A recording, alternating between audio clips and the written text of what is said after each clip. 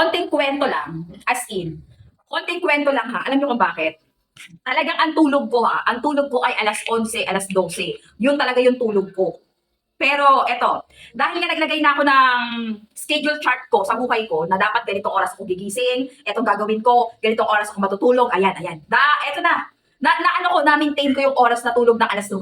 Ay, bakit? Dahil dito. So ngayon, 9 p.m. tulog talaga ako. Ganoon na talaga ako, 9 p.m. pa lang. Ang ginagawa ko kasi, ang dinner namin dito sa bahay, alas 8.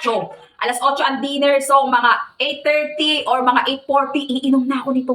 Iinom na ako ng supplement na to. So yun na, haantukin na ako. Gigising na ako niyan mga babes ko, mga alas 4, mga alas 5, ganun na yung gising ko. As in talagang pultang talaga yung tulog ko. Tingnan mo naman, glow skin tayo ngayon dahil napakaganda ng tulog natin. At dahil dito to, Beb, this is from Young Basic, Beb. Authentic yan mga boss ko. Ayan yan o. Ang kagandahan dito, Metalunin tablet.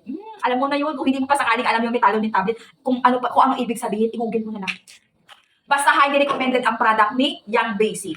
Kung gusto mo ng magandang sleep well, eto ang inumin mo. Eto lang. Eto lang ha. Okay. Drink Yawa Basket. Dahil dito, napagaan ang tulog ko. Normal yon, lalo na sa ating mga nagkakaedad na, yung hindi ka agad-agad nakakatulog, yung gusto mong pumikit, gusto mong matulog, pero nakapikit ka lang at gising-gising ang diwa mo. Normal yon.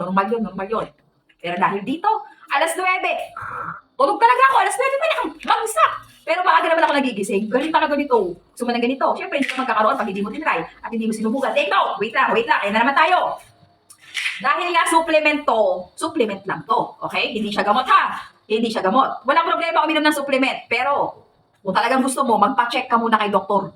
Magpa-consult ka muna kay doktor mo, especially kung nagbe-maintenance ka. Especially kung bagong opera ka. Or may mga iba ka pang gamot na iniinom, baka mag-conflict. O para safe lang naman. Pero kung wala, in a good health ka naman talaga, go for this. Para mapahibing ang tulog. Alam mo na.